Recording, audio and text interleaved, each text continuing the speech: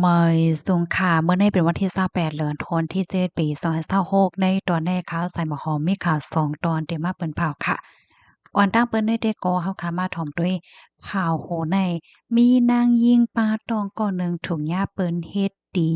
มานางในรูดเสียงกว่ายอก็เปิ้นในเอาลูกในต้องมานางกว่าว่าจังไหนคะอ๋อเมื่อวันที่27เดือนธันวาคมที่7ปี2026ในมีข่าวง่าวออกมาว่าไลเกิดขึ้นเปิงเป็นอันลีตกตกใจตีในเมืองโคลัมเบียเนี่ยค่ะลองตั้งในแต่มันเป็นกว่าหลายวันยาวค่ะนะก้อยกะว่าข่าวง่าวในตึกออกมาโกยในเอาไว้หลังซีมีคนพบทบหันคาบโตนางก่อนหนึ่งชื่อห้องว่ามาดีอากามิลาโปโตซีอายุไล21ปีมานั่งในป้าตองไล8เลินแลแทงเข้าตั้งอำเภอสังในกอเตเกิดลูกเหย้านั่นน่ะเนาะคาบโตมานั่งในถุงหญ้าโคบทบหันอันปื้นตีอันยันไกลกันดั้งเฮิรนมานั่งในหมอก6กิโลเมตรค่ะเนาะ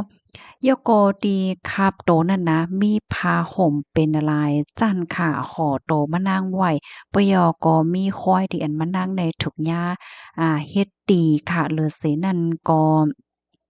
มีห้อยผ่าเอาลูกอ่อนในตองมานั่งในกว่าป้าลูกอ่อนนั่นก็มีไว้อยู่ดินไหลตั้งไหลก็อ่ำคู่จังไหนค่ะอ้อก้นดีอันเปิ้นโฮบทบหันเนี่ยค่ะเนาะเขาก็ลาดว่าอันที่หันโตมานั่งเนี่ยขี่รถเคิงจังหนังเฮาหันที่ในแคบหางเนี่ยมื้อวันที่16นั่นเป็นปอกกำเลินสูตรเฮ็ดจังไหนอ๋อตั้งฝ่ายผลิตเขาเนี่ยก็ลาดว่าก้นที่อันเกี่ยวข้องลวงเปิงเป็นในปอกกำไดแต่ก็แลบได้มีอยู่บอก4ก่อจังไหนค่ะเกี่ยวเลยลองได้อยู่ดีผู้ใหญ่ก้นหลงในเปิ้นตีเมืองกาลีเนี่ยเนาะก็ไลเปิ้นเผาได้ปันสู้รางวัล62,000เฮงดอลลาร์อเมริกันเพราะว่าเงินไทยก็ได้โตอยู่ม2ล้านบาทตอนดาโพไลภัยดีอันโหข่าวเงาลองตั้งเหี่ยวกอป่องเลี้ยงลัดเนปันพอมีปนพรเขาเปิดตาจางติงยอบโตก้นอันเฮ็ดพิษในปอกกำไนมาหลายเฮ็ดให้อ้อม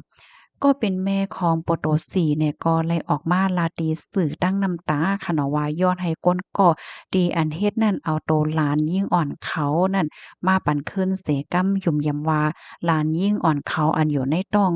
แม่มันนั่นค่ะตึงมีอาสักสาใจอยู่เฮ็ดจังไหนอ้อม สื่อข่าวในปื้นตีเปิ้นผ่าว่าโปโตซีแน่อยู่ดีเฮิรนก็เป็นโพค่ะหอนตั้งตีเตเปนั่นมานั่งในก็และหับฟนมือถือตีนั่งยิงก่อหนึ่งเนาะกำในมานั่งในก่อนลาตีก้นตีเฮิรนว่าตีออกกว่าหับโคตอนลูกยิงตั้งผู้ยิงก็ในหน้าเฮ็ดจังเนี้ยนะ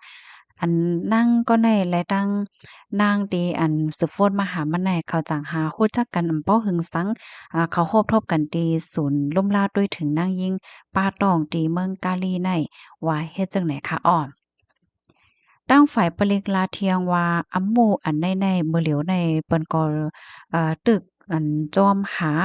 ตึกหาข้อมูลสักเสลักฐานมันอยู่เฮ็ดจังไหนคะอ้อนะลองตั้งลายโหย่อยยามมันจะหือเปิงเป็นในเป็นย้อนกระเบอสารจะหือได้ก็อำไปจังลาเตอยังตึกอยู่ในเงาลายตีจอมหาข้อมูลสักเสลักฐานมันอยู่เนี่ยค่ะ ข้อมูลตอนในคาลิเบิงเอียวมาที่ห้องการข่าว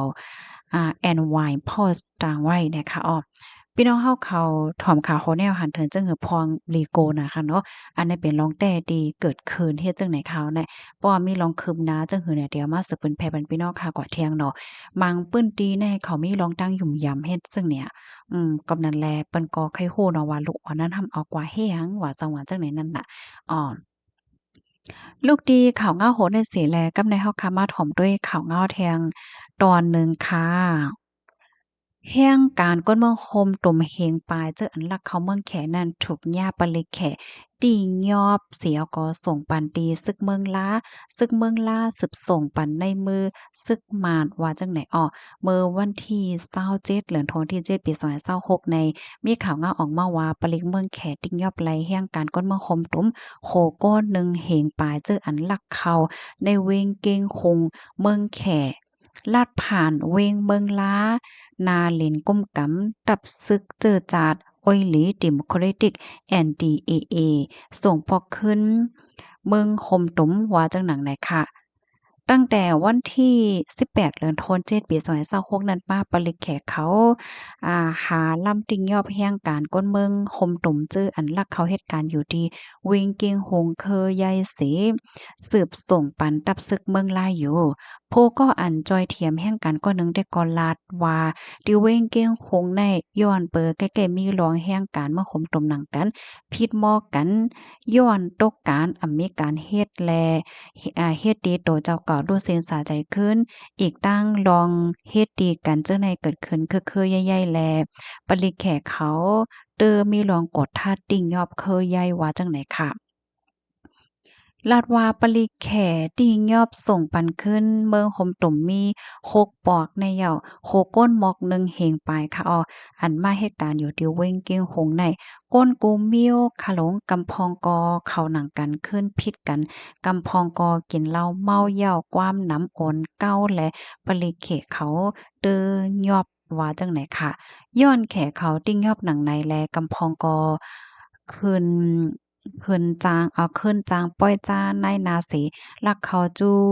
เมืองห่มตุ่มขึ้นพ้องลักเขานั่นอันถูกหญ้าปลิแขเขาติ่งยอบหญ้าก็มีกำพองยามเหลียวตีเว้งเก้งหงในมีแห่งการก้นเมืองห่มตุ่มลักเขาเมืองโหก้นเจ็ดเหงไปอยู่เศร้าไว้สิฝ่ายเจ้านาตีเขาสืบติ่งยอบเคยใหญ่ว่าจังไหนฝ่ายหนึ่งก็แห่งการเจออันยาแขติ่งยอบเสส่งขึ้นเมืองลานั่น ซึ่งเมืองลาขึ้นส่งปันในมือซึกมารตาหากทำการซึกใหม่แลก้นหนุ่มเจ้ออันก้นหนุ่มเจ้อเหตุการณ์อยู่ที่เว้งเกี้ยงคงอ่อนกันไม่ใจเนี่ยค่ะผู้เจ้ออันจอยเทียมแห้งการเขาได้กอลาดว่าตาให้แห้งการก้นเมืองคมตุ่มบ่ได้แลขว้างเหตุการณ์จ้องปักเปิงนั่นเข้าใจเฮ็ดสร้างไว้อยู่ว่าไหนเมืองคมตุ่มแน่ไหว้ซึกมารยึดอาณาอำนาจยาว การงานไหนก็เอหมางฝ่ายหนึ่งก็ซึกมานเขาอัธมาติงยอบก้นเมืองหับทำการซึกแทงแลก้นหนุ่มกำน้ำอ่อนกันไปออกหาเหตุการณ์ดอกเมืองตั้งน้ำไหนยาวขาคอมมอนตอนในคาลิปีมาที่ของการข่าวเงาหางเสียงใต้เตรียมต่างไว้เนี่ยค่ะค่ะพี่น้องค่ะรับถอมข่าวเงาโหนแนวหันถึงจึงหือพองในค่ะเนาะก็ปันตาหันถึงมาไลในเมื่อเหลียวในเพราะว่าเฮาขามาด้วยค่ะเนาะเปิ้นไหนก็เตเฮ็ดกว่าจอมหนังเปิงตัวอย่างเปิงแตกมันที่เมืองไทยก็เหมือนกันค่ะนะแห่งการยานเมืองจื้ออันเฮ็ดผิดเจออ่ำจ้อมเปิงและจังไหนแหน่เพราะว่าเปิ้นติงยอบก้มโตไหลยาวเนาะเปิ้นก็ได้เอาโฮมๆเหี่ยวก็เอาแห่งการแน่ส่งปอกขึ้นเมือง เปิ้นก็เอาส่งม็อบอัปปันตีฝ่ายภูมิพลพรตีแหลนเหลนนั่นยาวเฮ็ดจั่งใดคะเนาะกำนั้นแลโก้นที่อันอยู่ในเซียนอายุเหมือนจั่งหนังตั้งฝ่ายขอสิซึกมันเขาเปิ้นพาไว้นั่นเนาะเพราะว่าเป็นก้นจ่ายอายุ18-35เนาะผู้หญิงทำ18-27เนี่ยมันก็เลยไม่ใจไว้เฮ็ดจั่งใดนั้นคั่นน่ะมันก็เป็นจั่งนั้นน่ะว่ะเหมือนจั่งหนังที่ เมืองแขก็เจิ่งเมื่อไกที่เฮาถ่อมกว่าค่ะเนาะย้อนก็เพราะว่ามันเป็นแลนเหลนติดจับกันเนี่ยเพิ่นก็เอาส่งปันตีตั้งฝ่ายศึกเมืองลาค่ะเนาะกับในตั้งฝ่ายศึกเมืองลาก็เอาสืบส่งปันตั้งฝ่ายภูมิพลพรเขาเฮ็ดจังได๋นั้นคั่นน่ะมันก็ได้มีบางเกาะจึงว่าก็เมื่อไกค่ะเนาะอันอายุอยู่ในวงกลางแต่เลยเขาหับท่ามการศึกเนี่ยก็มันก็ซ้ำจังเป็นกว่าจังนั้นอันว่านั้นแล้วค่ะ พี่น้องค่ะถอมยาวหันเถินจึงหือปันตาหันถึงมาเลยค่ะเอายินจมูกก็ที่รับถอมปันแห้งค่ะมอยสูงค่ะ